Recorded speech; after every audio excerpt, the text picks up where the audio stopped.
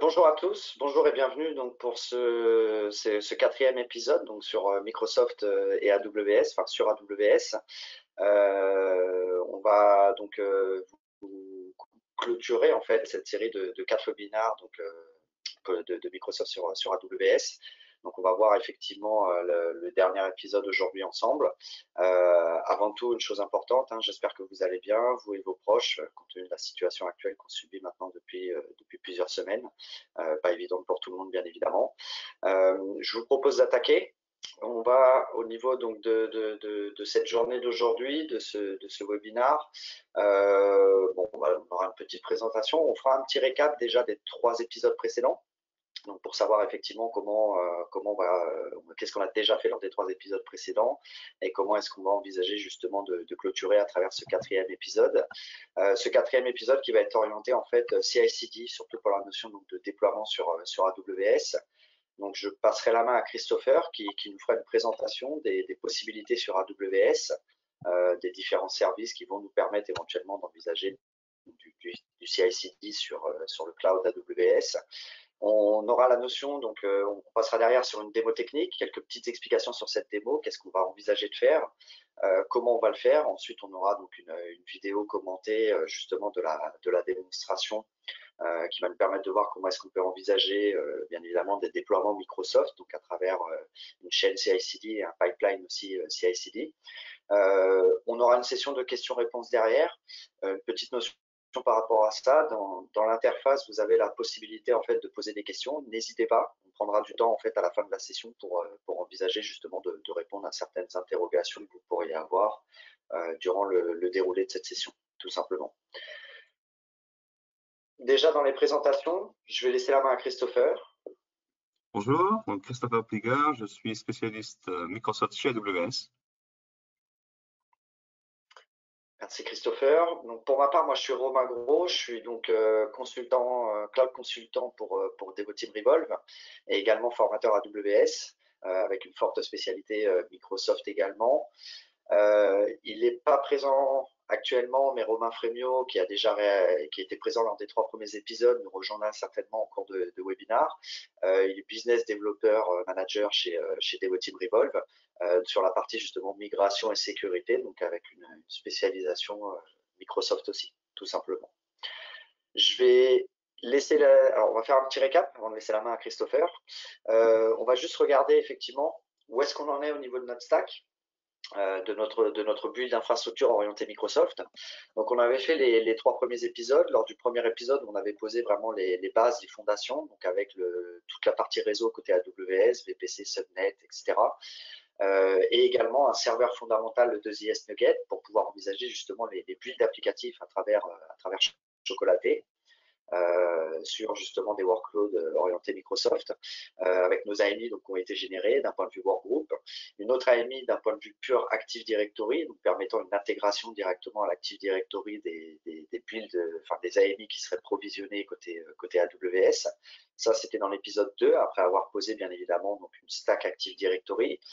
Et le 3e épisode, on a posé en fait toute une stack en fait SQL Server, nous permettant d'avoir effectivement un management complet en fait d'une stack, d'un cluster SQL en vue de pouvoir l'utiliser donc pour nos applications.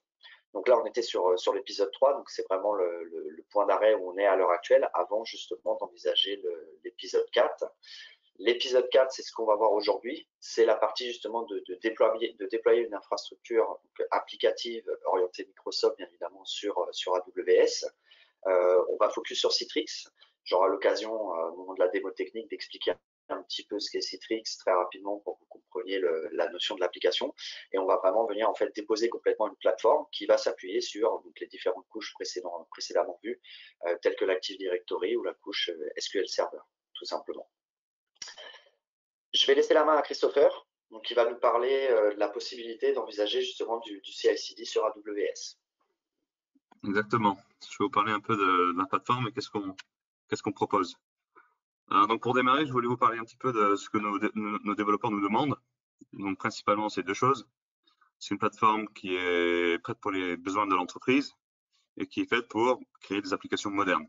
Donc des microservices, du serverless, tout en restant du coup intégré avec la façon dont les entreprises travaillent.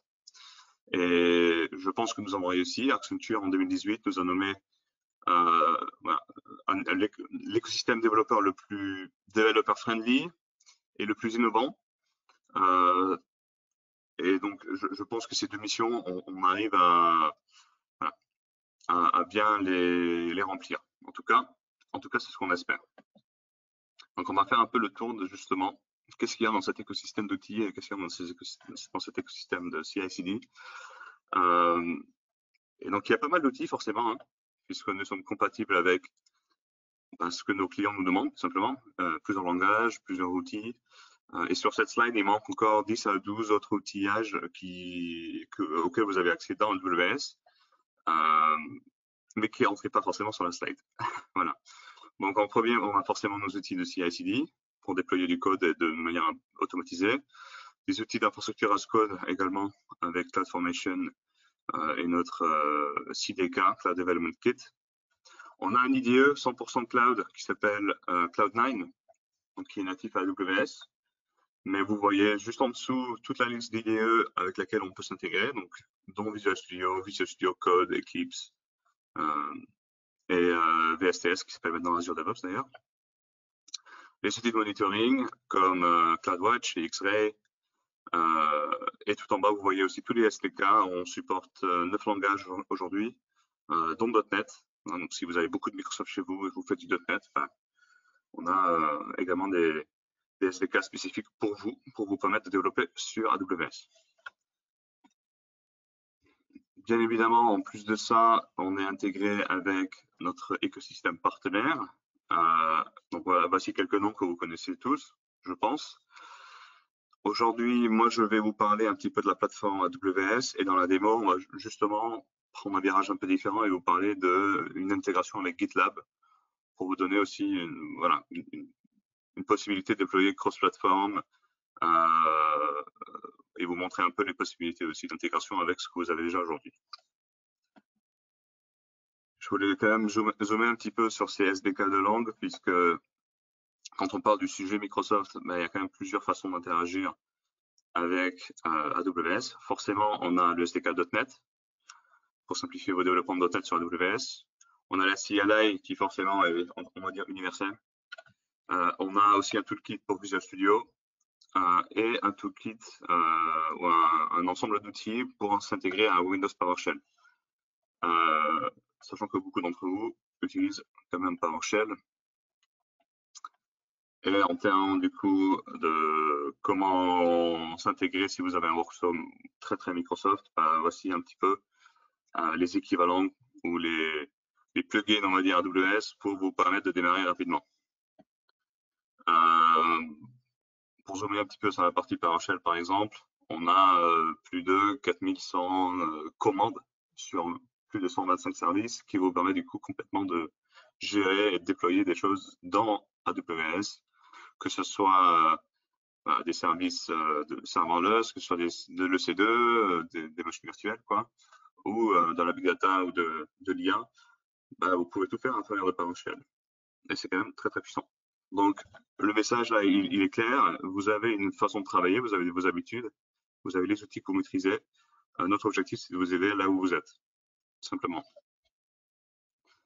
Pareil pour le toolkit Visual Studio, intégré complètement à Visual Studio, forcément, hein, et vous donne accès à plein d'outils d'automatisation et de déploiement directement dans l'outil. Voilà. Hop. On a également un outil sur AWS qui s'appelle System Manager, qui vous permet, si vous avez des gros déploiements de Windows Server et de SQL, d'automatiser pas mal d'exécution sur la machine et d'automatisation. Donc, par exemple, déployer un serveur web automatiquement sur une machine, gérer les paramètres, gérer tout ce qui est maintenance des machines, faire tourner tout simplement des commandes automatiquement sur une flotte de machines. Donc, vous n'avez pas besoin d'aller en RDS sur une machine et de vous loguer et taper des trucs à la main ou installer des choses à la main. Vous pouvez tout faire à partir de System Manager sur toute votre flotte de machines virtuelles d'un seul coup. Et forcément, ça marche également avec des commandes PowerShell si vous avez envie de le faire. voilà, pour par exemple installer un web server directement sur une ou plusieurs machines. Donc voilà un petit peu l'ensemble des outils qui sont à votre disposition pour démarrer sur AWS si vous êtes plutôt habitué aux outils Microsoft, si vous faites du développement surtout, hein, parce que si vous ne faites pas de développement, ces outils-là, la plupart ne vont pas forcément être utiles. Mais c'est important quand même de savoir que on vous aide sur le déploiement et sur la gestion de vos codes, on va dire Microsoft.NET, même TypeScript, quand vous passez sur du AWS. Le deuxième aspect de cette histoire, c'est la partie plutôt CI/CD ou DevOps. Donc, je pense que la plupart d'entre vous ont déjà entendu parler du DevOps. C'est une méthodologie pour rapprocher les développeurs et les opérationnels et déployer plus rapidement, être plus agile et changer aussi pour des infrastructures et des architectures applicatives qui sont plus cloud native, qui sont plutôt orientées microservices. Donc, on va creuser un petit peu ces points-là. Les avantages principaux, c'est forcément, puisque vous avez tout découpé, puisque tout est géré plutôt sous forme d'API, finalement, il y a moins de problèmes, moins de fails applicatifs ou de downtime. Les commits et les déploiements sont beaucoup plus rapides. Voilà, c'est un chiffre 440 fois plus rapide, mais forcément, c'est sur une moyenne, ça va dépendre pour vous. Et l'argent ou le coût d'implémenter des nouvelles features et du code est réduit aussi de manière assez drastique, de 44%, puisque la partie test et déploiement est beaucoup plus rapide. Donc, je voulais juste revenir sur la stack de CI/CD ou DevOps d'AWS et vous montrer un peu comment tous ces outils travaillent ensemble. Donc, pour la partie code, vous pouvez forcément vous intégrer avec des repositories de code externes, mais nous avons aussi un service qui s'appelle CodeCommit qui vous permet simplement de contrôler votre source. C'est un service complètement géré par AWS, vous n'avez pas besoin de gérer l'infrastructure. Donc, c'est une plateforme de collaboration qui héberge des référentiels Git de manière sécurisée. Donc, si vous voulez un outil 100% managé natif AWS, vous pouvez utiliser CodeCommit. CodePipeline, c'est l'outil pour faire des builds et des tests. C'est un service de diffusion continue. Pareil, entièrement géré, vous n'avez pas besoin d'héberger de l'infrastructure. Et ça vous permet d'automatiser complètement votre pipeline de déploiement pour les builds et les tests, pour automatiser la partie déploiement et être sûr d'avoir une qualité, on va dire, constante, puisque vous allez toujours faire la même démarche et c'est complètement automatisé. Code Deploy, c'est un service qui fait le déploiement de code sur les infrastructures,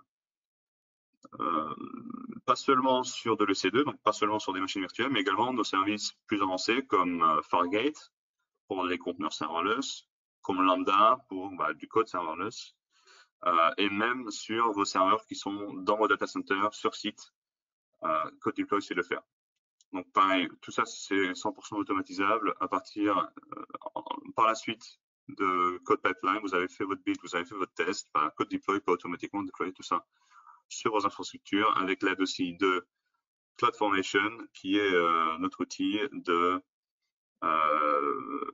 on va dire automatisation d'infrastructure as code, et donc qui vous permet automatiquement avec des fichiers texte ou avec en tout cas un langage commun d'automatiser le déploiement d'infrastructures de manière standardisée avec la même configuration à chaque fois pour assurer que votre code soit déployé sur des infrastructures qui sont scalables, qui sont dans les bonnes régions, peut-être même multi-régions si vous le souhaitez, on-premise ou dans le cloud, et automatiser tout ça.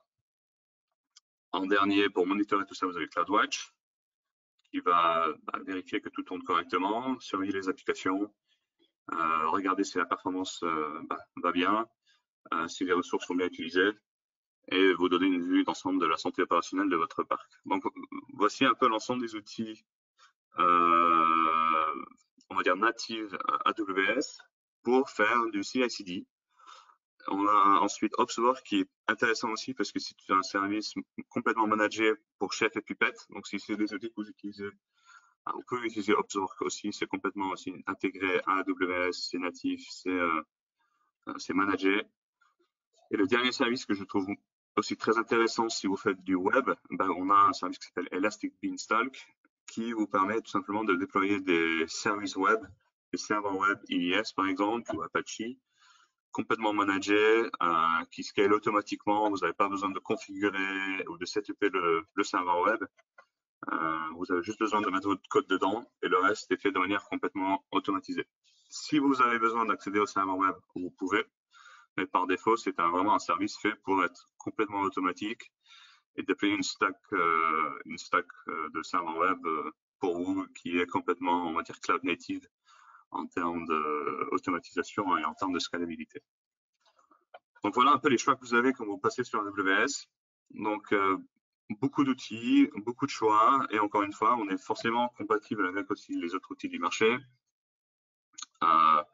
Un exemple de ça, c'est Azure DevOps. Donc si vous avez déjà adopté un outil comme Azure DevOps, il n'y a pas de souci, vous pouvez utiliser cet outil pour votre code build des tests, et puis utiliser les outils à droite pour la partie déploiement et monitoring de la production.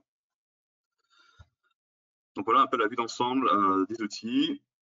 Avec les outils vient aussi forcément un changement de mindset autour du développement et des architectures applicatives.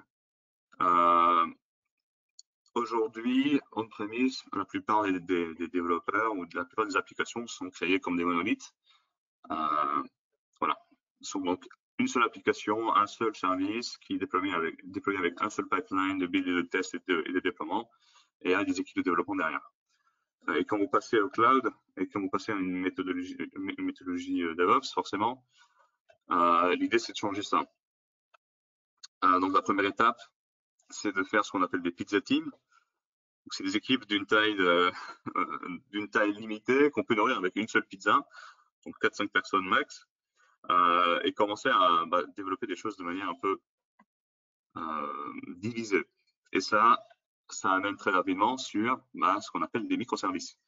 Donc, on va découper une application en plusieurs petits services qui vont communiquer plutôt par API standardisée, ce qui vous permet de développer du coup, avec une méthodologie DevOps, de développer des services plus rapidement et de les déployer de manière indépendante.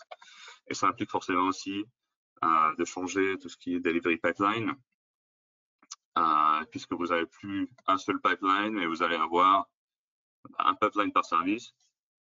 J'ai trop cliqué. Et vous allez pouvoir déployer ça de manière indépendante. Et c'est ça un peu l'idée. Et ça implique quand même des changements aussi de façon de travailler, des changements d'organisation des équipes. Et surtout, ça paraît quand même très complexe à faire en termes de nombre de services à supporter, à déployer, à runner, et à tester et à mettre en production. Et donc c'est pour ça qu'il est très important d'utiliser des outils qui savent faire ça de manière complètement automatisée et native. Pour vous aider à faire ça, nous avons aussi des services serverless. Ça vous enlève quand même une grosse tâche, une grosse partie du travail, puisque vous n'avez plus besoin de provisionner, de gérer de l'infrastructure, c'est fait de manière automatique pour vous. Ça scale de manière automatique et vous payez surtout pour la valeur que vous en tirez. Donc, vous allez payer, par exemple, pour AWS Lambda à l'exécution de la Lambda, plutôt que de payer par heure ou par minute. Et donc, ça permet vraiment, de manière très fine, de payer exactement pour ce que vous utilisez, ce qui est économiquement très, très intéressant pour les clients. On a plusieurs services qui savent faire du serverless aujourd'hui. C'est pas juste Lambda. On a également AWS Fargate, qui est notre service de conteneurs serverless. Donc, pareil, vous avez des conteneurs, vous voulez les déployer, mais vous n'avez pas besoin de gérer l'infrastructure. Dans un monde de microservices où vous avez plein de développeurs qui développent plein de microservices, un outil comme Fargate vous simplifie quand même grandement la vie puisque vous avez plus de soucis d'infrastructure, puisque vous gérez plus ça. Également sur la partie data, donc S3, forcément serverless. Aurora également, vous avez une base de données cloud native en PostgreSQL ou en MySQL complètement serverless. DynamoDB et tous les autres services en dessous qui sont également sans serveur. Donc, on vous encourage forcément quand vous commencez votre démarche DevOps à également adopter ces services-là pour enlever une grande partie du travail et vous simplifier justement l'adoption de ces méthodologies DevOps. Et si vous ne pouvez pas faire du vrai serverless pur, forcément, il y a toujours des conteneurs AKS ou STS, qui va permettre de faire du contenu aussi de manière classique, en gérant votre infrastructure, si vous préférez. Et garder également forcément une compatibilité entre ce que vous avez déjà fait on-premise ou dans un autre cloud et la plateforme AWS. Donc voilà un peu un résumé. Donc on a parlé des outils de développement. Donc si vous êtes développeur Microsoft, vous utilisez du .NET ou d'autres technologies Microsoft, vous avez vraiment votre place chez nous. On a des technologies natives ou de partenaires avec qui vous pouvez commencer à faire du CI/CD chez nous. Et on a tous les services de code et d'hébergement applicatif et de données pour vous accompagner également sur la partie architecture. Voilà un peu une vue d'ensemble. Et je vais laisser la main à Romain qui va nous faire un petit récapitulatif de où on en était dans la construction de notre application et qui va nous faire une démo sur GitLab pour vous montrer l'exemple d'un fournisseur externe de CI/CD qui s'intègre aussi complètement à AWS. C'est ça. Merci Christopher. Donc effectivement, je reprends la main. Voilà, au niveau des slides, on va passer à la démo technique en fait sur ce 4e épisode. Donc comme l'a souligné Christopher, hein, il y a beaucoup de possibilités en fait d'envisager effectivement le CI/CD avec AWS. Quand il a présenté justement tous les services code côté AWS qui nous permettent de le faire en intégration complète. On a aussi en fait la possibilité effectivement de s'appuyer sur une plateforme d'un partenaire AWS tel que GitLab, donc ce qu'on va voir effectivement par la suite. Là effectivement, on pourrait partir du principe qu'en fait on a peut-être déjà cette plateforme-là, par exemple on-prem, qu'on souhaiterait tout simplement pouvoir déployer côté AWS sans avoir à reconstruire quelque chose. Hein. C'est une possibilité qu'on peut avoir aussi, dans la mesure où on a déjà un existant et envisager effectivement de l'utiliser pour AWS. Donc effectivement, la notion de GitLab permet d'envisager ça, d'autres aussi bien évidemment. À noter une petite chose, GitLab, comme l'a souligné Christopher, c'est un partenaire. Ce partenaire, donc, nous effectivement, il y a la possibilité côté AWS directement de venir souscrire au niveau du marketplace sur des versions payantes de GitLab. J'aurai l'occasion de revenir justement dans le dernier slide après la démo technique sur ce point-là, et on verra pour quelles raisons potentiellement. Donc il y a au niveau d'AWS des AMI qui sont prêtes au niveau GitLab que vous pouvez immédiatement en fait provisionner et souscrire tout simplement à une licence entre guillemets GitLab pour pouvoir profiter de la plateforme qui serait effectivement hébergée aussi côté AWS. Donc on a bien évidemment ces possibilités-là. Nous, dans notre démo technique, donc on va rajouter effectivement un nouveau joueur, hein, GitLab, en tant que repository, et aussi GitLab CI pour tout ce qui va être pipeline. Donc c'est ce qu'on va avoir l'occasion de voir dans la démo. Je reviendrai sur l'aspect pipeline vraiment à la fin de la démo. Il y aura un dernier slide pour expliquer les possibilités aussi d'aller plus loin. Christopher à un moment a souligné l'importance des microservices sur les cycles de vie de développement, où en fait c'est vraiment on aurait un pipeline en fait par brique entre guillemets qu'on viendrait implémenter côté AWS. On verra qu'avec GitLab on peut effectivement avoir cette notion-là. Dans la démo on va un petit peu tordre l'outil pour vous montrer une chose. C'est plus une projection qu'il faudra avoir et on aura l'occasion de revoir ça justement après la démo. Au-delà de ça, en fait, on va réutiliser exactement les mêmes joueurs qu'on avait précédemment. La notion donc, de tous nos binaires pour les builds applicatifs côté S3, Bug Starter pour le séquencement et Chocolaté pour l'installation. Christopher l'a mis en évidence côté Microsoft, ce qui est important, enfin un des points importants justement au niveau du scripting éventuellement, c'est PowerShell. PowerShell, nous c'est ce qu'on utilise bien évidemment côté Chocolaté parce qu'on est en 100% PowerShell. Bug Starter pour le séquencement, la notion du S3 avec justement, comme on l'avait déjà vu dans les épisodes précédents, toutes nos variables pour les infrastructures, mais aussi pour les applications. Donc on retrouve en fait cette philosophie-là, on va garder la même philosophie en fait pour les déploiements applicatifs qu'on va jouer maintenant. On a parlé d'Opsworks. Opsworks nous permet effectivement des déploiements de type Puppet ou Chef côté AWS, clairement directement fait au niveau du service Opsworks. On pourrait voir dans Chocolaté une sorte de troisième possibilité, vraiment orientée full Microsoft, bien évidemment, avec du séquencement en fait d'installation applicative que nous on a utilisé pour des builds d'infrastructure, mais que là, en l'occurrence, maintenant on va utiliser pour un build purement applicatif, tout simplement. Si on reprend donc par rapport à là où on était à l'épisode précédent, on s'était arrêté au SQL. Donc là, on va vraiment poser cette stack applicative qui va s'appuyer sur notre cluster SQL, qui va s'appuyer sur notre Active Directory qui a été déployé. Le tout, bien évidemment, avec des packages chocolatés spécifiques pour cette application. On va déployer en fait une plateforme Citrix. On est plutôt sur une notion de plateforme, moins d'application. C'est quand même au final une plateforme de type applicatif qui va permettre d'offrir un service à l'utilisateur pour en fait la publication de bureaux ou d'applications pour les utilisateurs. C'est très fortement d'actualité en ce moment parce que je pense que beaucoup d'entre vous sont en télétravail et effectivement la notion d'avoir des bureaux publiés pour pouvoir continuer, avoir une continuité dans le milieu professionnel avec le télétravail, on est effectivement dans cet aspect-là. Donc Citrix, c'est vraiment sur la mise à disposition en fait de bureaux et d'applications pour les utilisateurs.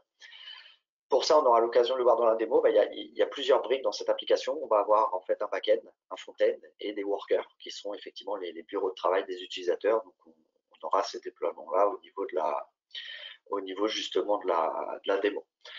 Pour cette démo-là, on va avoir plusieurs étapes. La première déjà, c'est qu'on va effectivement avoir on va transposer en fait les épisodes 1, 2, 3, donc à savoir le 2JS Nugget, l'Active Directory et notre SQL, directement au niveau d'un GitLab. Donc on aura effectivement un déplacement de tout le code qui a été montré lors des 3 premiers épisodes qui va être effectué sur un repository GitLab avec la mise en place bien évidemment d'un pipeline, d'un premier jet de pipeline pour envisager ce déploiement donc, à travers un pipeline. Ensuite, on aura l'ajout donc des stacks applications au niveau de notre repository GitLab. On viendra déployer cette application à travers un pipeline, donc GitLab CI. Donc, on aura justement les 3 briques applicatives de type backend, front-end et worker en fait, qui seront déployées donc, à travers le pipeline. Et en quatrième étape, on aura juste un tout petit dernier slide après la vidéo de démo qui nous permettra de montrer en fait comment est-ce qu'on peut s'accommoder justement avec le design des pipelines, sur ce que disait notamment Christopher avec le cycle de vie en fait de déploiement, de développement et de déploiement qu'on va avoir justement quand on vient complètement découper son infrastructure dans un mode microservice où chaque brique effectivement est à la charge en fait d'une équipe DevOps, tout simplement. Je vais passer à la démo. Donc pour ça, je vais vous projeter une vidéo qui a été fortement raccourcie parce qu'on est plutôt normalement sur un build d'à peu près, on va dire, une cinquantaine, 50-55 minutes. Donc l'idée, c'est qu'on va s'accommoder de ça. Elle est fortement raccourcie pour bien évidemment être optimisée là-dessus. Donc je vais lancer la vidéo. Hop, voilà, on y va. Donc là, l'idée, c'est de voir comment est-ce qu'on va envisager justement d'intégrer en fait cette application Microsoft, donc à travers une chaîne CI/CD.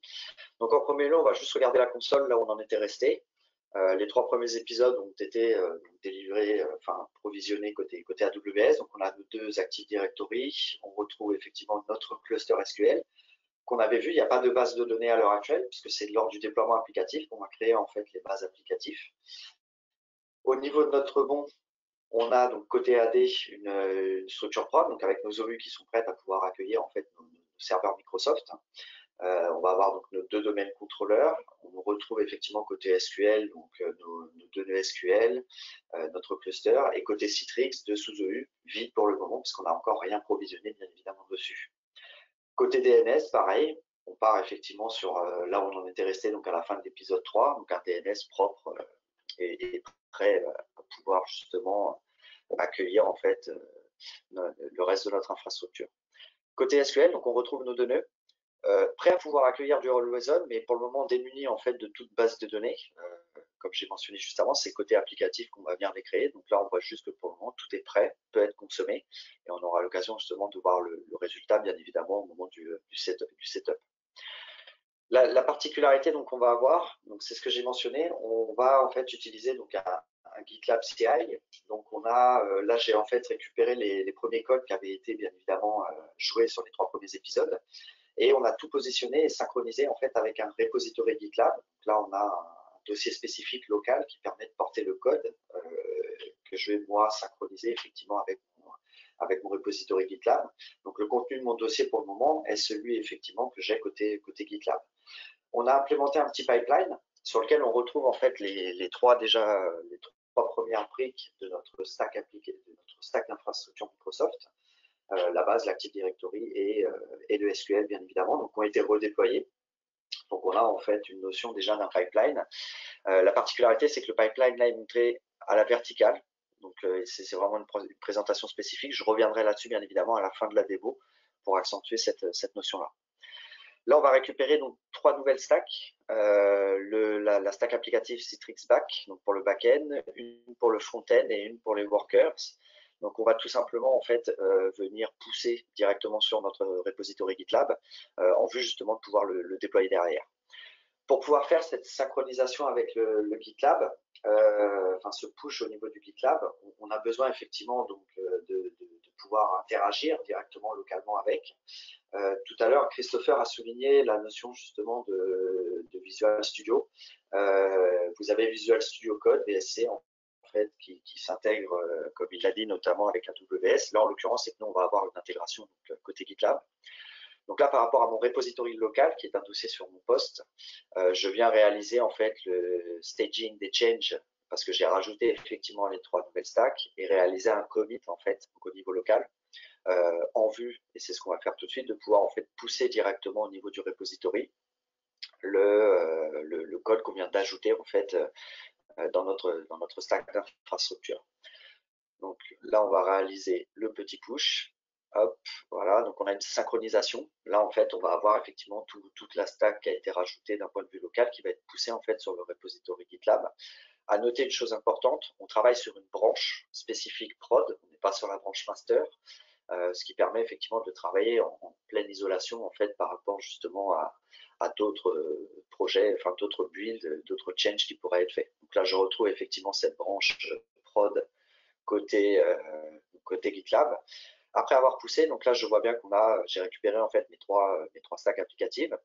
Donc déjà, je les ai au niveau de mon repository. Si je le transpose avec la suite code d'AWS, on serait effectivement sur du code commit et code pipeline et code build, pardon, sur cette approche justement de tout ce qui va être commit et derrière éventuellement build et test par la suite. Mon pipeline encore n'est pas encore retranscrit. Pour le moment, j'ai que les 3 bases principales. Donc on va mettre à jour en fait le pipeline côté GitLab CI. Pour définir un pipeline côté GitLab CI, en fait, c'est un fichier, le gitlab-ci.yaml, dans lequel on va définir justement tous les différents stages dont on a besoin. Donc là, on retrouve effectivement les 3 stages, en fait, la base infra, Active Directory et SQL, qui représentent en fait chacune des étapes que je vais avoir dans mon pipeline. J'insiste encore une fois, là, on a quelque peu tordu l'outil dans la mesure où chacune des briques est présentée verticalement avec un plan apply, en fait, vu en tant que stage. On le verra tout à la fin qu'en fait, il faut plutôt passer sur une notion de multi-projet. C'était plus compliqué en fait à présenter avec une notion multi-project pipeline, mais on reviendra sur cet aspect-là à la fin parce que c'est essentiel effectivement à le prendre en compte plutôt comme ça. Là, ce qu'on va rajouter, en fait 3 jeux de stage supplémentaires en fait au niveau de notre pipeline. Tout simplement un par stack applicatif qu'on va avoir. Donc à savoir côté Citrix, donc le back-end, le front-end. Donc on va venir les déposer derrière la partie SQL. Donc tout ce qui va être back-end, front-end et worker pour pouvoir permettre justement un déploiement donc, complètement à travers le pipeline en l'occurrence. On va aussi rajouter en premier lieu bien évidemment les 3 stages qu'on vient d'ajouter pour avoir donc un design au niveau du pipeline en fait qui va être vu d'un point de vue brique directement en fait en fonction des différentes étapes du build en fait de notre infrastructure. Voilà. Donc là, on réalise effectivement une sauvegarde et on va en fait réaliser la même chose qu'on a fait avant dans le rajout des fichiers de déploiement, donc à savoir un staging au niveau des changes, parce qu'on a une modification du fichier de pipeline, et un commit dans lequel on va mentionner effectivement qu'on vient d'updater en fait tout simplement le pipeline, enfin le design en fait au niveau donc, du GitLab CI YAML pour avoir un pipeline donc, spécifique par rapport à notre besoin. Voilà. Donc on va réaliser en fait un commit. Voilà, on repousse. Donc là, on voit vraiment les phases en fait qu'on retrouve énormément dans les phases de développement DevOps. En fait, on travaille vraiment localement. Une fois qu'effectivement le code doit être testé, enfin buildé et testé, on envisage effectivement du stage, commit et push pour envisager donc une synchronisation. Là, je vais revenir sur ma branche prod, donc au niveau de mon repository. Et si je regarde ici, donc on voit effectivement une mise à jour donc, au niveau du pipeline, où on a donc 3 nouveaux stages qui sont arrivés, donc à savoir le Citrix, donc le backend, le front-end et le worker. Et on va pouvoir en fait s'accommoder maintenant tout simplement de déclencher les 2 phases qu'on aura par stage, donc à savoir le plain et le apply, en fonction de nos besoins spécifiques. Petite chose importante, là on est sur du trigger purement manuel. On verra à la fin de la démo qu'on peut s'accommoder de certaines choses par rapport à ça, bien évidemment. Donc là, on va regarder, je viens de redéclencher en fait la base infra MS, tout simplement, dans le mode plan. Donc on va avoir, on a une interaction derrière, c'est-à-dire qu'à tout moment sur un job, je vais pouvoir consulter le résultat en fait de ce qui a été fait. Là, en l'occurrence, étant donné que mon infrastructure est déjà buildée, c'est ce qu'on me mentionne à la fin, je n'ai sur un plan en fait aucune modification à réaliser ou à envisager dans la mesure où effectivement mon infrastructure est up to date puisqu'elle a déjà été buildée. Pour rappel, tous nos builds ont été faits avec une centralisation des états de la plateforme dans un bucket S3. Donc, ce qui nous permet effectivement d'avoir une cohérence par rapport à tout ce qui est buildé ici à travers les stacks, qu'elles soient locales, qu'elles soient aussi en fait dans un pipeline comme on l'a là au niveau du GitLab, enfin ou du repository GitLab. On a effectivement la même accommodation, l'infrastructure en fait reste up to date. Là, on a revu la partie SQL, on a exactement le même comportement. Là, on va revoir effectivement, donc là, on va déclencher maintenant en fait la construction du back-end côté Citrix. Donc là, on a une notion, on fait un plan. Donc on voit qu'effectivement, là cette fois-ci, on a des ressources à ajouter parce que notre plateforme n'a pas été encore buildée côté AWS, bien évidemment. On peut vraiment consulter cette console-là. C'est la même chose que j'aurais en fait localement, si ce n'est que je le fais en fait à travers tout simplement en fait un GitLab, ce qui me permet d'avoir le même rendu global. Là, si je regarde la console, donc, pour le moment, aucun changement des états du provisioning au niveau des machines. On va regarder l'état du apply qu'on a donc côté back-end pour la partie Citrix, où là effectivement donc on voit que on a donc des builds qui viennent du provisioning qui vient de s'opérer, notamment avec 3 instances qui ont été lancées. Donc on a effectivement deux serveurs back-end en redondance et un serveur de licence qui est essentiel effectivement pour le back-end côté Citrix. Si on regarde en fait côté console AWS, donc un petit refresh pour effectivement constater qu'on a donc un provisionnement des 3 instances qui a été fait. Donc on va assez rapidement regarder en fait la notion justement du user data. On va pas s'attarder dessus en fait sur le temps de la démo, c'est ce que j'ai fortement écourté justement sur le temps de la démo. Ça reste la même méthodologie en fait de build qu'on avait côté sur les 3 premiers épisodes, hein, côté AD, côté SQL, où en fait on vient injecter des variables spécifiques qui vont permettre d'exécuter un package, des packages chocolatés dans une séquence box starter. Donc là en l'occurrence on retrouve le nommage des machines.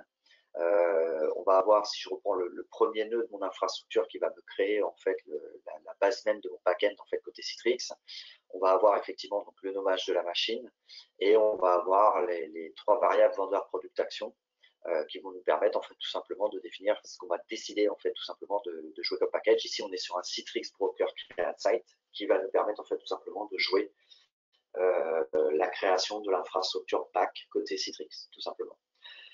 Donc là on va regarder très rapidement en fait au niveau du screenshot. Il n'y aura pas plus de screenshots que ça parce que le process reste exactement le même que ce qu'on avait côté AD et côté SQL. Hein. C'est vraiment juste pour vous montrer qu'en fait on retrouve ces mêmes joueurs qu'on avait dans les épisodes précédents, donc à savoir Chocolaté, Box Starter et du PowerShell en fait tout simplement pour réaliser les builds applicatifs.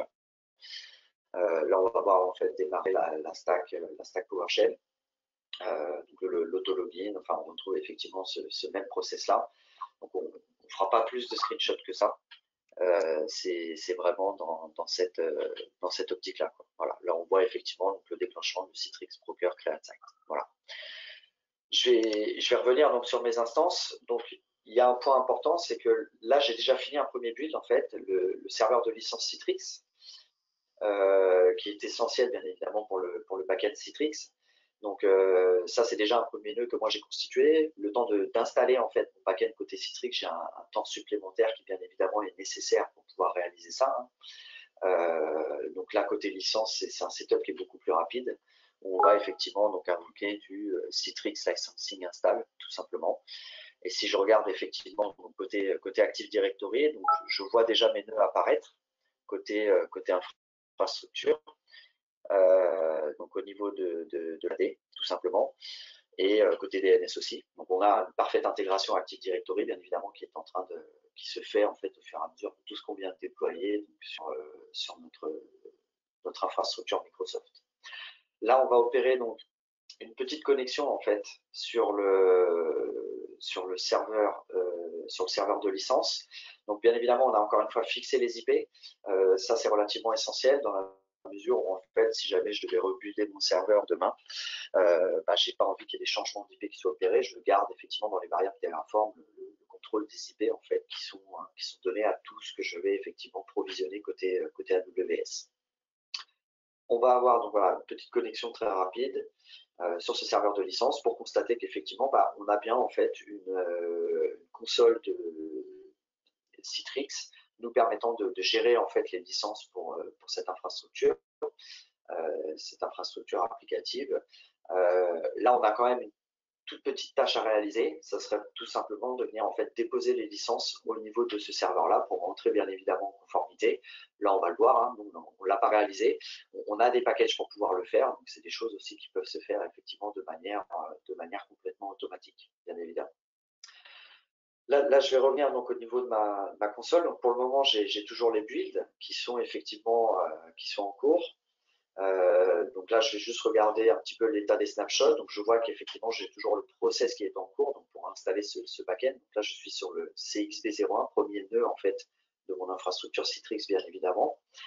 On va juste attendre la fin du build pour envisager justement d'aller consulter, enfin d'aller voir la notion du backend en fait qui est prête en fait côté Citrix. Une petite chose importante, c'est que là dans le GitLab CI, quand j'ai déployé, mon job s'est fini correctement et pourtant j'ai du back en fait à venir installer hein, avec les user data. On peut très bien mettre des dépendances en fait qui vont s'appuyer, qui vont être opérées au niveau Terraform pour ne déterminer la complétion du job uniquement justement quand mes deux serveurs disposent de leur tag name, parce que moi je sais qu'à partir du moment où ils ont le tag name, en fait, je sais que leur build a été réalisé, et à ce moment-là, je viendrai finir le job, le finaliser, le mettre ici comme on voit le past, uniquement à la fin justement des différentes tâches, tout simplement. Au niveau du back, donc je suis prêt, j'ai bien mes deux serveurs qui ont leur tag name, on ira voir après justement ce que ça donne au niveau back d'un point de vue console Citrix. Là, on a décidé, donc on est prêt pour pouvoir envoyer donc, la partie de build front. Donc je déclenche tout simplement le job en fait côté front. Simplement un petit padding ici pour avoir effectivement le job qui va démarrer. En attendant que ce job démarre, on va justement en profiter pour aller voir donc, côté broker. Donc on va se connecter en fait sur le broker Citrix. Donc encore une fois, adresse IP fixée bien évidemment.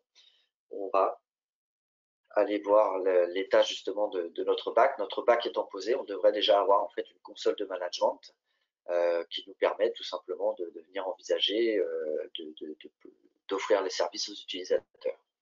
Donc là, on a au niveau de la machine donc la console de management Citrix qui a été effectivement installée. On va l'ouvrir et constater effectivement qu'on a également de la configuration applicative qui a été réalisée. Encore une fois, tout s'est fait à travers PowerShell, à travers des scripts chocolatés. Hein. Donc on n'a pas effectivement de notions spécifiques. Tout ce qui peut être fait à travers un script peut envisager d'être codé ou retranscrit de cette manière-là, tout simplement. Donc on a la création d'un catalogue de machines pour recevoir les workers. On va avoir la notion d'un delivery group qui nous permettra de mettre les workers à disposition en fait, des utilisateurs. Donc là, on voit qu'effectivement ces paramètres ont déjà été en fait définis lors de la création en fait de la plateforme. Côté contrôleur, qui représente nos deux nœuds d'infrastructure, on a le CXB01, CXB02 que je retrouve ici. Donc j'ai bien effectivement mes deux backends de Citrix qui effectivement portent à l'heure actuelle mon infrastructure Citrix prête à pouvoir effectivement offrir le service aux utilisateurs. Ici, côté licence, j'ai bien une connexion qui a été donc aussi configurée sur le serveur de licence qui a été déployé au préalable. Hein, on retrouve le nom de la machine ici. Donc idem, juste effectivement de l'installation de licence qui serait à réaliser tout simplement sur cette partie-là d'infrastructure, tout simplement. Au niveau SQL, si je regarde, je vais faire un petit refresh en fait sur mon œuf. Et on va s'apercevoir qu'en fait, d'un point de vue applicatif, on a aussi créé, on avait besoin de bases de données, donc qui ont été créées durant le setup du backend applicatif. Et on a aussi donc notre always-on qui a été mis en place directement. Donc ça, c'est quelque chose qu'on fait d'un point de vue applicatif. La couche cluster SQL reste l'infrastructure. Les bases de données qu'on va faire à l'intérieur, bien évidemment, sont plus orientées côté application. Et j'ai bien une synchronisation donc, réalisée entre mes deux nœuds SQL tout simplement, avec donc, cette notion de groupe de disponibilité dans un modèle always-on. Donc encore une fois, comme l'avait souligné Christopher, on aurait pu le faire pour d'autres besoins sur la partie RDS. Là, je garde le contrôle complet en fait de la machine et de mon infrastructure cluster SQL jusqu'au système, ce qui permet effectivement un management ou pour des notions de sécurité plus accentuées. On a donc notre front qui a passé le plan. On va décider effectivement de faire donc, de l'apply dessus. Donc cette fois-ci, on va engager notre build de front. Et étant donné que j'ai pas d'adhérence entre le front et mon worker, je peux m'accommoder immédiatement en fait de lancer en fait le job en fait côté worker aussi. Là, je regarde juste effectivement côté front, donc j'ai bien mon job qui a été soumis sans problème, le provisioning de l'instance côté console, comme on va le voir là, qui a été aussi réalisé. Donc j'ai mon serveur front qui est en train d'arriver. On en a mis qu'un, je pourrais très bien en avoir deux aussi, dans un mode clusterisé applicativement, bien évidemment, côté Citrix. On va avoir, donc là, on va lancer en fait la partie worker également, parce que comme j'ai pas d'adhérence, je peux lancer en parallèle en fait les différents jobs. Donc sur la partie plan, et également donc sur la partie, on va juste regarder effectivement au niveau des statuts. L'idée de s'accommoder comme ça de la consultation en fait des états nous permet de savoir à n'importe quel moment en fait où est-ce qu'on en est, tout simplement. Côté front, on a donc encore une fois un package spécifique donc, qui va être exécuté sur la machine pour venir donc installer en fait notre couche front Citrix, parce que c'est un exécutable, une application particulière qu'on appelle StoreFront côté Citrix, tout simplement. On va revenir voilà, donc ici sur notre worker, donc on a passé le plan, on va pouvoir donc engager en fait la partie apply tout simplement.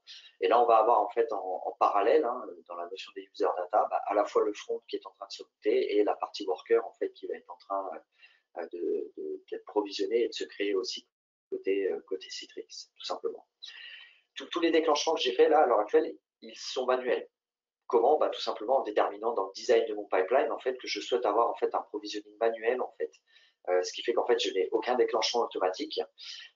C'est moi qui m'accommode en fait de savoir comment est-ce que je vais éventuellement déclencher en fait les différents jobs au niveau de mon pipeline. Et j'ai la possibilité de le changer, c'est ce qu'on fera d'ailleurs après. On va juste attendre la fin du démarrage en fait de l'apply côté worker. On veut justement pouvoir jouer un petit peu avec le pipeline durant les phases de build, tout simplement. Donc là, si on regarde, voilà, on voit bien qu'on a donc un worker qui a été ajouté. Comme la partie storefront, on n'en a mis qu'un seul, mais on aurait très bien pu en mettre 2, voire 5, 10, suivant la charge d'utilisateur qu'on aura effectivement à accueillir sur la plateforme. Et donc je retrouve effectivement à la fois un worker, à la fois un storefront, donc un front Citrix, qui sont en cours de build en fait au niveau de ma plateforme. Là, ce qu'on va juste regarder maintenant, ça va être la notion justement de voir au niveau du pipeline, donc sur les différents déploiements. Donc là, on s'accommode de tout en fait à travers des déclenchements manuels.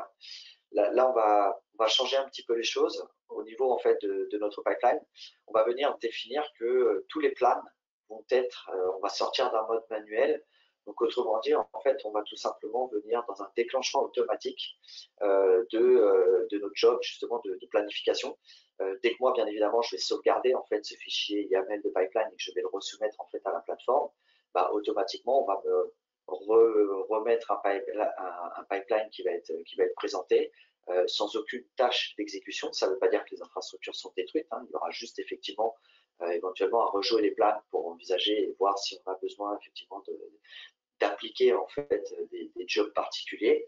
Là, ça permet tout simplement, dès le déclenchement d'un pipeline, d'avoir tous les plans qui vont s'opérer sans que moi j'ai à les déclencher en fait manuellement, tout simplement.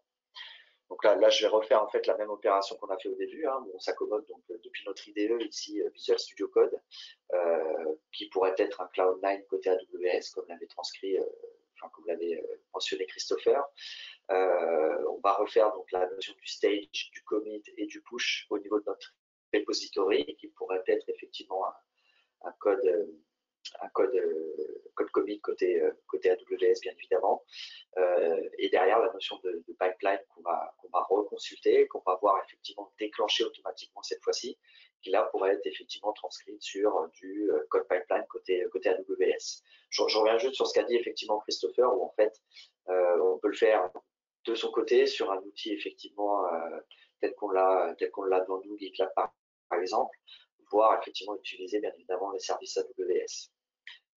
Là, j'ai mon pipeline donc, qui a été mis à jour et je vois déjà que j'ai pas eu à déclencher en fait le plan sur la première brique en fait de mon infrastructure. Ça se fait de manière complètement automatique parce que j'ai pas défini un déclenchement manuel.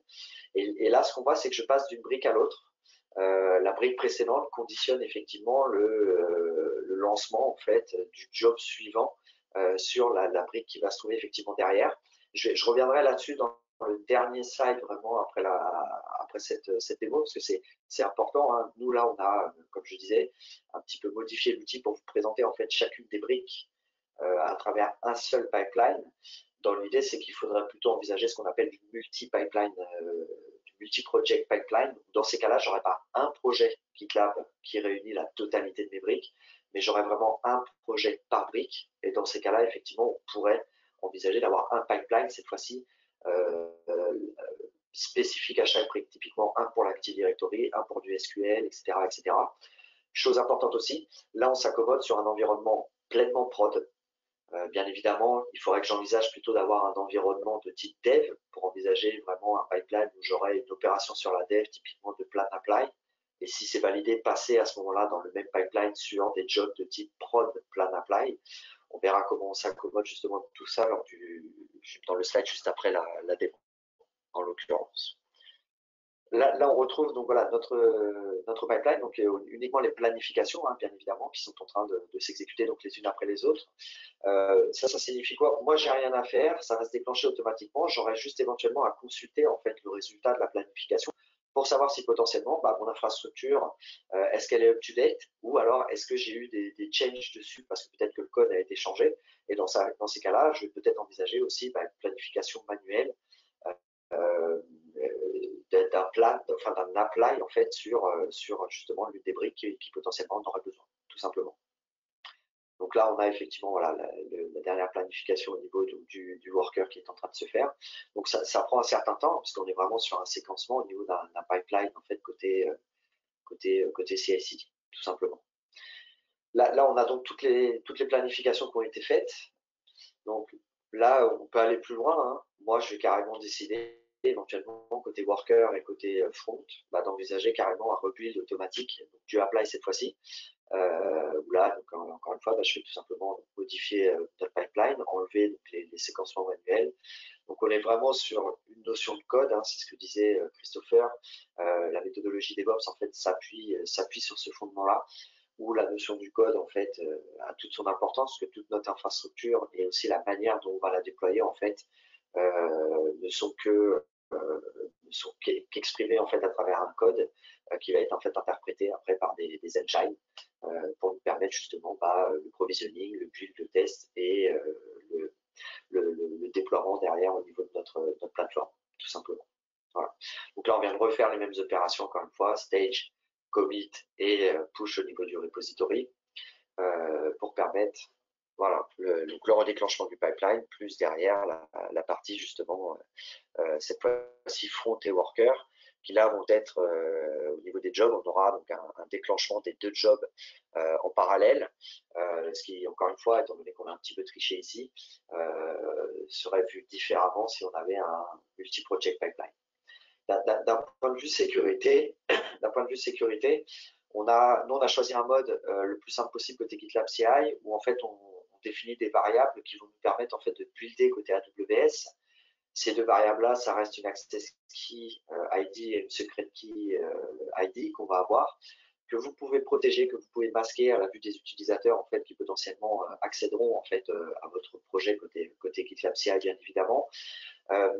Les bonnes pratiques resteraient plutôt d'aller assumer un rôle, de poser votre GitLab en fait côté AWS avec un rôle EC2, ce qui permettrait effectivement de rentrer dans un mode d'authentification et d'accès aux plateformes AWS à travers des rôles IAM. Là, on a choisi le mode le plus simple, pas forcément recommandé, mais sur lequel effectivement on peut envisager d'utiliser, mais on aura plutôt une optique de rôle pour des mesures bien plus importantes de sécurité, tout simplement. Si on revient au niveau de notre plateforme, donc pour le moment, on a toujours effectivement donc, les builds qui sont en cours. On doit attendre bien évidemment la notion des tags en fait sur les machines pour confirmer la complétion en fait des setups.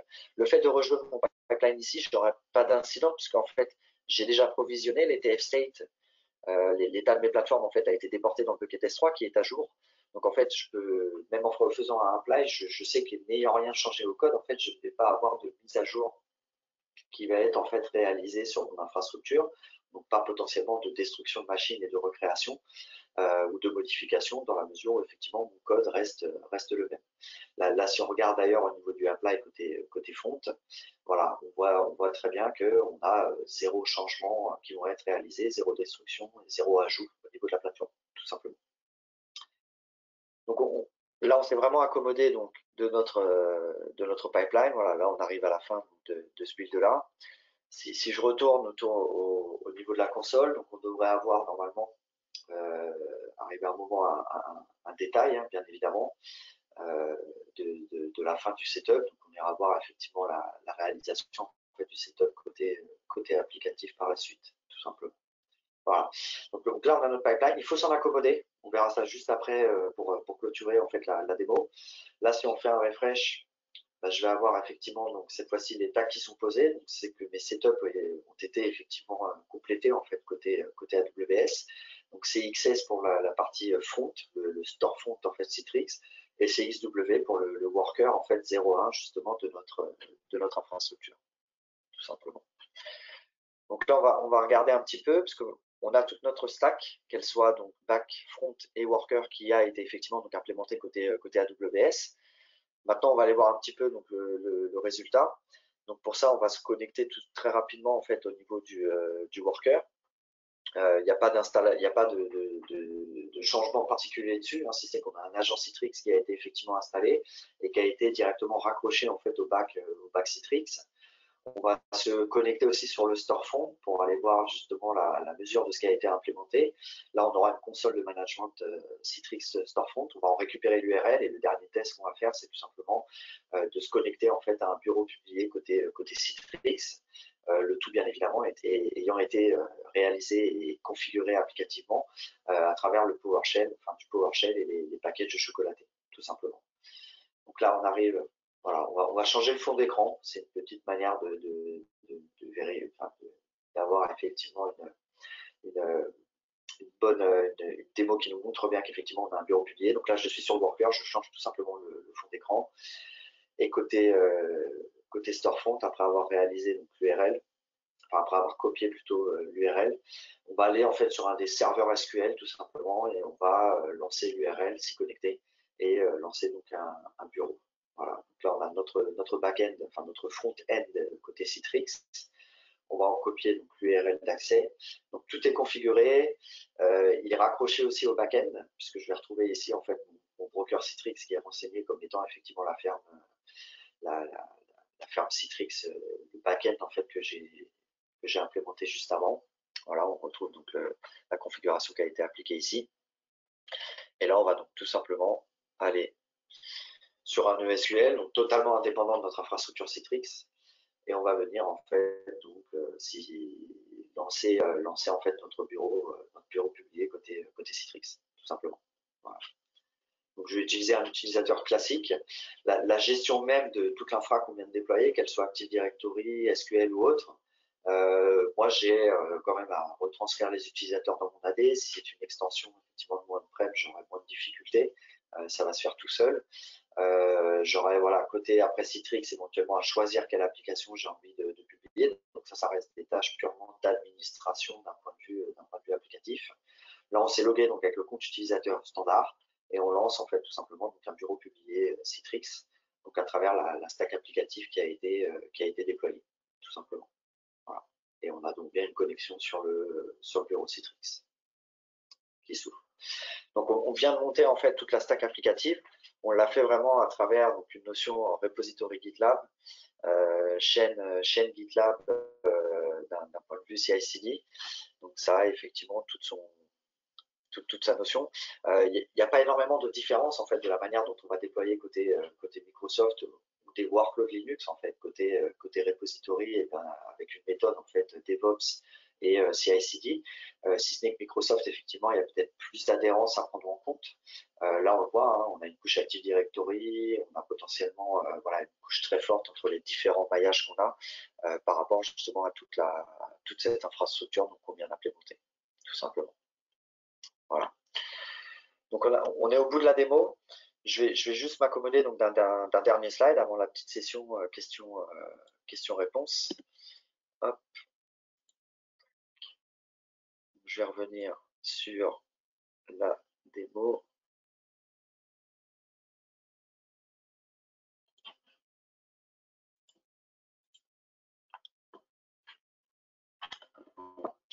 Donc là, on vient de voir la démo. Donc j'ai beaucoup parlé de l'accommodation en fait au niveau du design, en fait, au niveau du pipeline. Ce qui est important, c'est vraiment d'approcher, d'avoir plutôt une approche justement du design qui va être effectivement spécifique à vos besoins.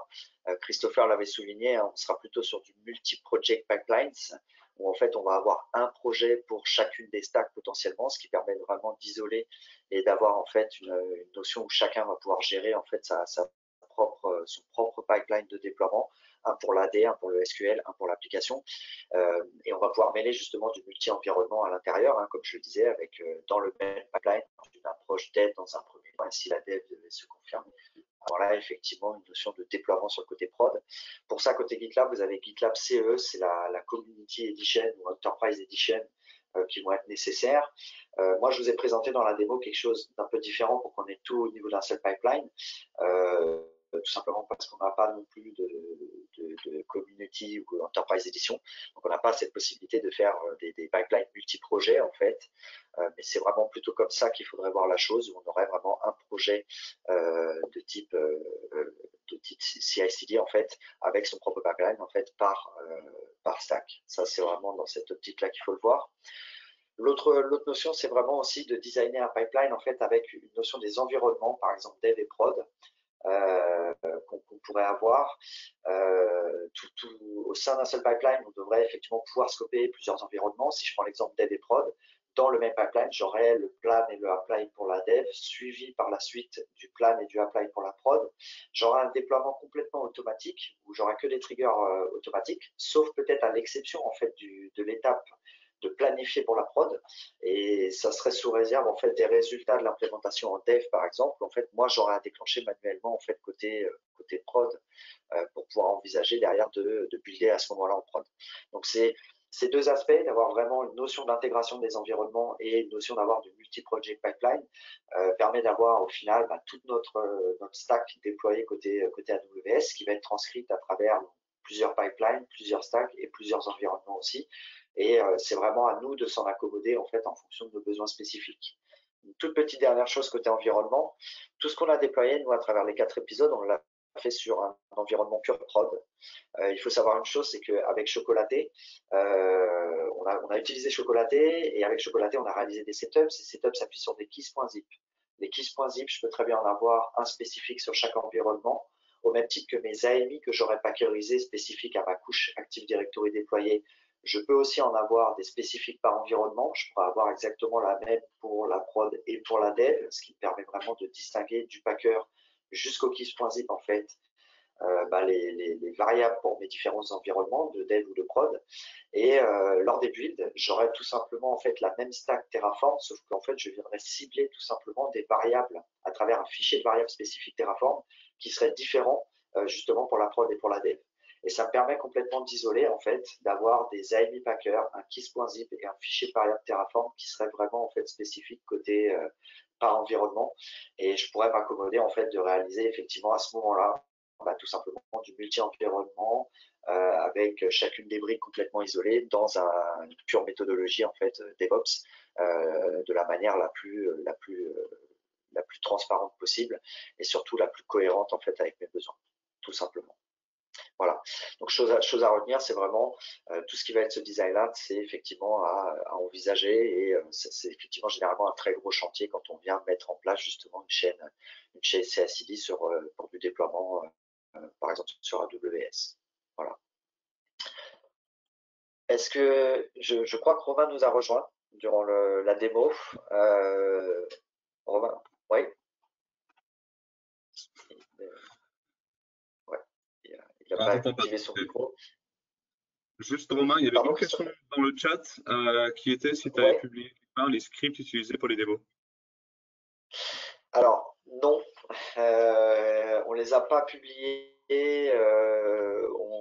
Il n'y a pas eu de publication de mise à disposition des scripts. C'est vrai qu'on vous en a montré beaucoup. Après, il y a beaucoup de spécificités. Il y en a beaucoup plus que ça, hein, parce que nous, je reviens sur. Là, on vous a montré du Citrix. On a beaucoup d'autres scripts pour déployer effectivement beaucoup d'autres applications. Je ne sais pas si Romain pourra répondre à ça, si peut-être il est prévu d'en mettre certains à disposition pour envisager aux gens de pouvoir se lancer sur ces types de chantiers-là. Je ne sais pas si Romain a plus précis. Alors, il était prévu d'open sourcer, enfin de mettre à disposition de la communauté pas mal de code. Après, là, pour le moment, ça n'a pas encore été fait sur la partie chocolatée. Donc ça sera peut-être à venir sur 2020, mais là on n'a pas de date encore là-dessus. Ouais, je voulais pas trop m'avancer, mais je sais qu'effectivement il y avait eu des discussions à ce sujet-là chez nous, et peut-être qu'effectivement dans un certain temps, il y aura une mise à disposition, certainement. Ouais. Il n'y a pas d'autres questions, je crois, par rapport à cette démo. Je pense qu'on est au bout. Je laisse la conclusion peut-être à Romain, éventuellement. Merci déjà à tous ceux qui ont participé à ces différents webinaires et même à ceux qui ont participé qu'à celui-ci. Je voudrais juste remercier aussi Christopher qui nous a accompagnés pendant cette série de webinaires. Merci à vous deux surtout. C'était cool d'avoir une personne côté AWS pour nous amener le point de vue AWS, quoi. C'était vraiment bien. Merci à tous et puis s'il n'y a pas d'autres questions, je pense qu'on va pouvoir clôturer la session. Très bien. Et il n'y a pas d'autres questions, donc je pense qu'on peut en rester là. Et encore une fois, merci je réitère parce qu'on va dire, mais merci à tous d'avoir suivi ces 4 épisodes que vous pourrez retrouver aussi en vidéo très très prochainement. Dans les prochaines heures, les vidéos seront mises à disposition. Et voilà, merci Christopher pour d'avoir été avec nous donc, durant les 4 épisodes. Voilà. Merci à vous. Merci à tous. Merci. Bonne journée. Au revoir. Portez-vous bien. Au revoir.